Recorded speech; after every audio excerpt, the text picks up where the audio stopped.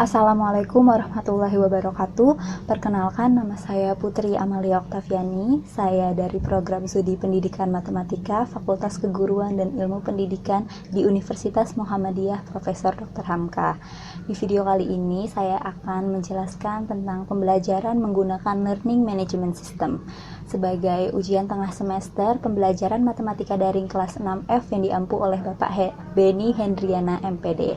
Dan kali ini learning management system yang saya pakai yaitu Google Classroom.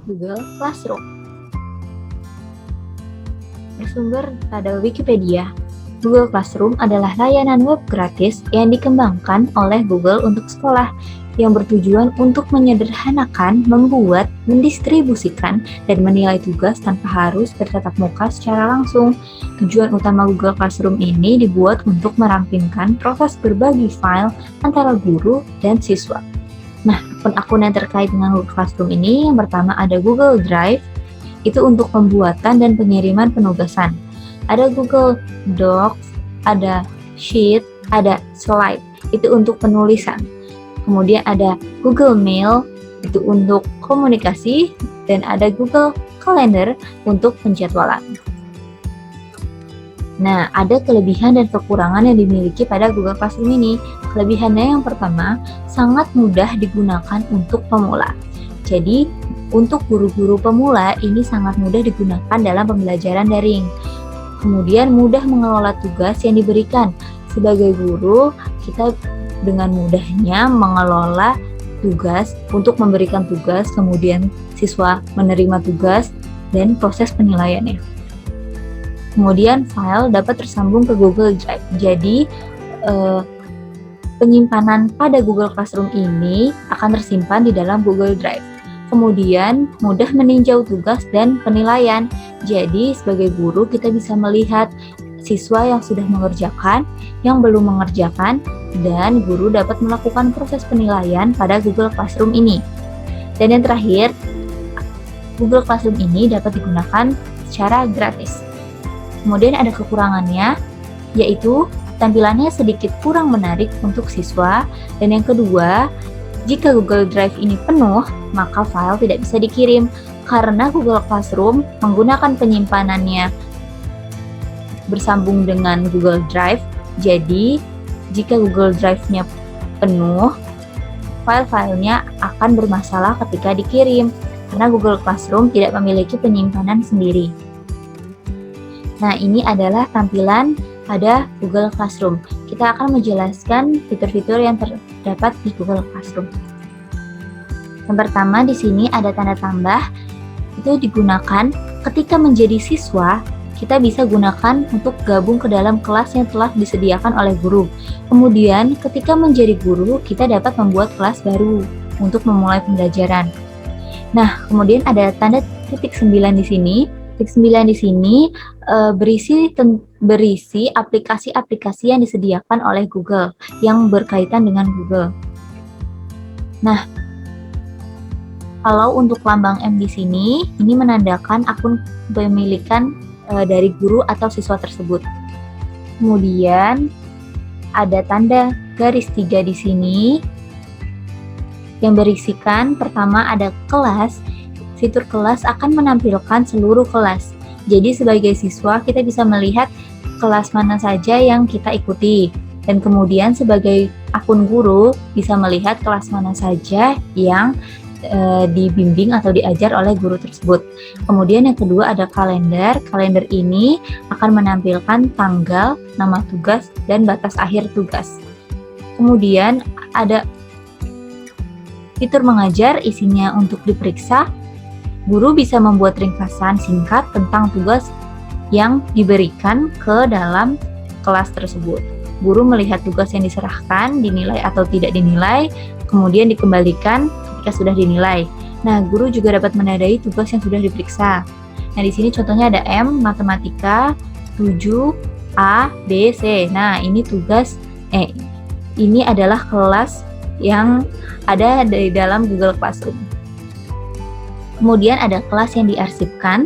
Ketika sebuah kursus diarsipkan, maka akan dihapus dari beranda dan ditempatkan di area kelas arsip untuk membantu para guru mengatur kelas mereka saat ini. Dan yang terakhir ada setelan di sini berisikan profil dan notifikasi. Nah, ini adalah tampilan menu forum. Ketika kita klik tadi kelasnya, kita akan membuka seperti ini. Terbuka kelasnya seperti ini. Ada berbagai fitur-fitur di dalamnya di sini. Kita lihat di dalam yang mendatang ini untuk melihat tenggat waktu tugas yang harus diselesaikan. Jadi untuk siswa kita bisa lihat di sini akan terdaftar tugas-tugas dan tenggat waktu terakhirnya. Kemudian ada titik 3. Ini berfungsi untuk mengedit, menghapus atau men-copy link jika guru sudah mengupload materi atau bahan ajarnya. Kemudian ada tanda pengaturan dan titik 9, kemudian email dari guru atau siswa tersebut. Nah, yang pertama kita ke forum. Forum ini untuk menampilkan daftar tugas dan informasi yang diberikan kepada siswa. Jadi di forum ini, guru bisa memberikan pengumuman seperti untuk absensi ataupun guru memberi pengumuman akan pertemuan hari ini itu seperti apa. Itu bisa digunakan di forum. Selanjutnya ada tugas kelas. Nah, di sini jika guru ingin membuat tugas kelas baru, bisa gunakan yang buat ini, dan tambah buat. Di sini ada beberapa pertemuan yang telah dilakukan, pertemuan 2, 3, 4, ada materinya. Ketika kita klik salah satu materinya, seperti sistem persamaan linear 3 variabel, maka kita bisa melihat materi-materi yang sudah disampaikan, kemudian evaluasi atau tugas-tugas yang telah diberikan oleh guru. Nah, sebagai akun guru, di dalamnya juga bisa melakukan penilaian, melihat siswa yang sudah mengumpulkan ataupun belum mengumpulkan, kemudian mengoreksi, memberi skor, dan bisa mengembalikan kepada siswa. Nah, ini ada penjelasan dari tanda tambah buat tadi. Menu tanda tambah di sini pada tugas kelas untuk membuat materi pembelajaran. Ketika kita klik, isinya ada tugas kuis, pertanyaan, materi, gunakan kembali postingan dan topik. Nah, untuk tugas itu sendiri, untuk membuat tugas seperti biasa, evaluasi untuk siswa, kemudian tugas kuis untuk membuat kuis, pertanyaan untuk memberikan pertanyaan, materi untuk guru mengupload materi bahan ajar, lalu gunakan kembali postingan itu untuk post kembali tugas yang telah diberikan agar dapat digunakan ke kelas lain. Kemudian topik untuk membuat topik atau judul dari postingan yang akan dibuat. Selanjutnya di sini pada menu anggota, fitur atau menu anggota berisikan jumlah pengajar dan siswa yang berpartisipasi di dalam kelas tersebut. Nah, di sini ada 2 tanda kurang dan tambah. Jadi untuk guru di sini digunakan untuk menambahkan atau memberikan undangan kepada pengajar lain untuk dapat bergabung dalam kelas, dapat melalui email. Jadi ketika diklik tanda tambahnya ini, kita bisa mengundang pengajar lain, bisa mengetikkan nama atau lebih mudahnya mengirimkan email kepada pengajar lain untuk bergabung di dalam kelas. Kemudian untuk siswa, untuk menambahkan siswa, tanda tambah di sini digunakan untuk menambahkan atau memberikan undangan kepada siswa lain untuk dapat bergabung di dalam kelas dengan mengcopy link ataupun mengirim email. Jadi ketika kita klik tanda tambah, kita bisa mengundang siswa melalui link undangan. Di sini kita bisa salin atau kita bisa mengetikkan nama atau emailnya. Kemudian pada menu nilai ini berisi data seluruh tugas kelas yang pernah diberikan beserta nilai dari setiap siswa.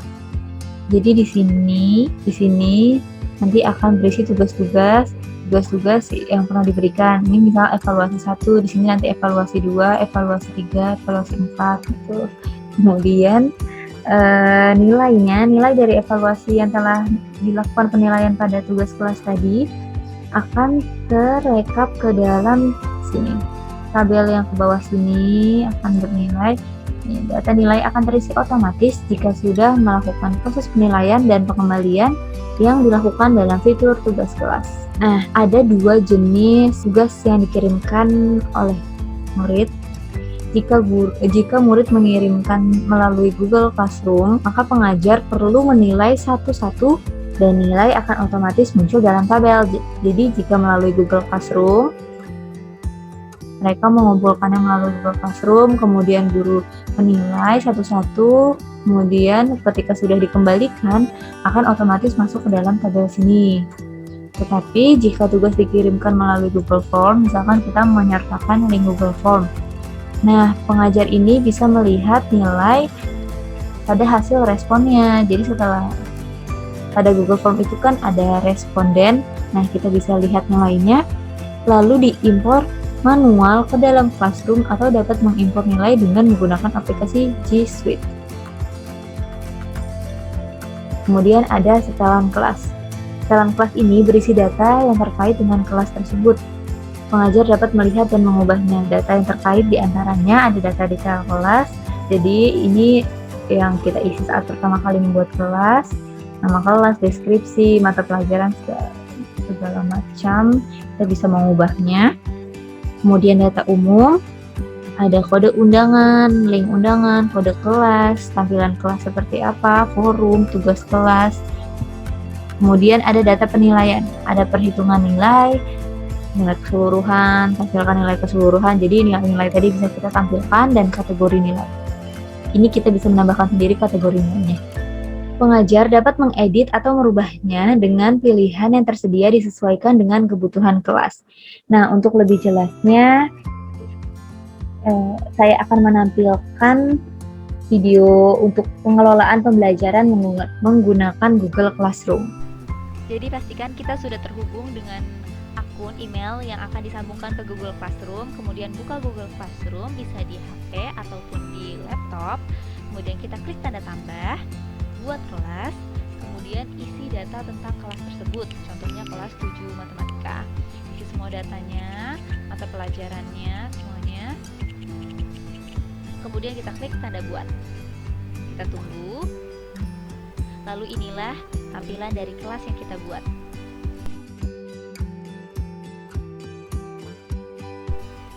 Jadi kita masuk dulu ke Google Classroom.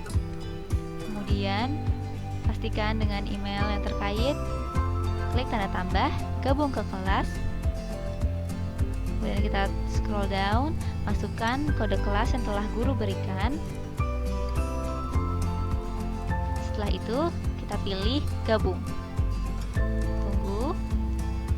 Kemudian inilah tampilan dari kelas yang sudah diikuti. Ini ada pembuatan link absensi, kita bisa buka Google Formulir. Kemudian kita isi datanya, ada absensi kelas 7, kemudian deskripsinya seperti mata pelajaran matematika dan kalimat-kalimat yang dibutuhkan.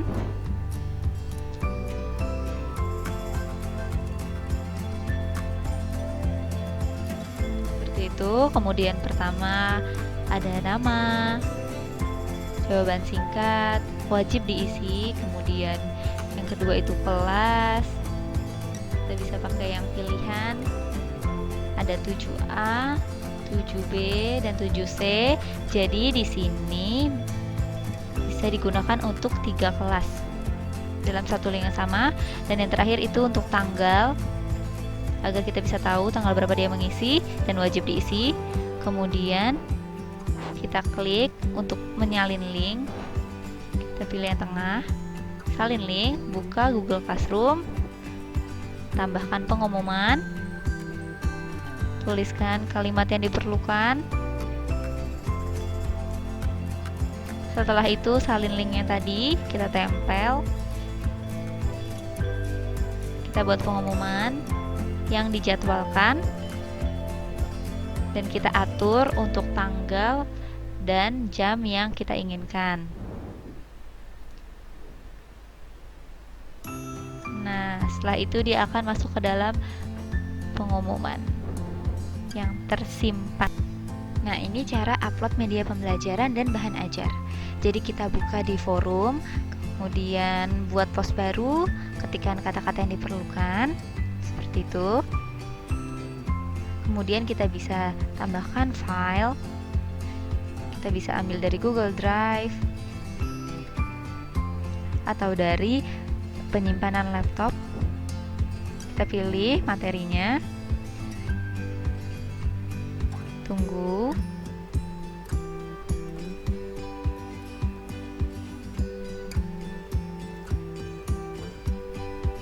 Nah, ini sudah tampil, kita tinggal posting. Nah, post sudah dibuat. Selanjutnya, ini adalah proses berdiskusi yang bisa dilakukan di dalam classroom. Jadi, kita lihat tanggapan dari siswa, kemudian kita bisa memberi tanggapan juga atau bertanya kembali. Kita bisa tuliskan di kolom komentar untuk tanggapan pada siswa yang telah menjawab pertanyaan yang ada di dalam materi. Kemudian kita klik kirim. Nah, seperti itu proses berdiskusi. Nah, berikut ini adalah langkah-langkah untuk membuat evaluasi dengan Google Classroom. Silakan ikuti langkah-langkahnya.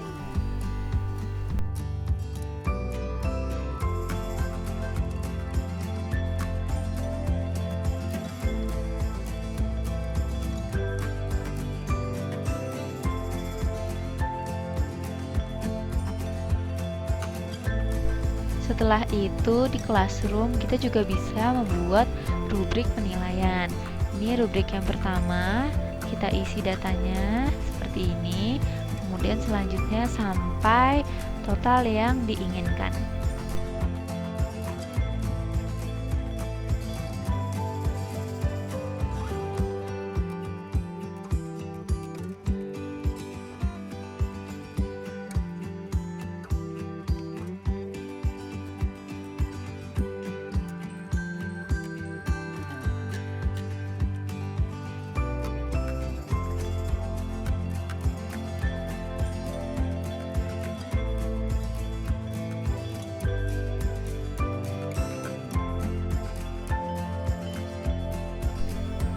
Kemudian ini cara untuk membuat evaluasi atau pertanyaan-pertanyaan di dalam Google Form yang tersambung ke dalam Google Classroom tadi.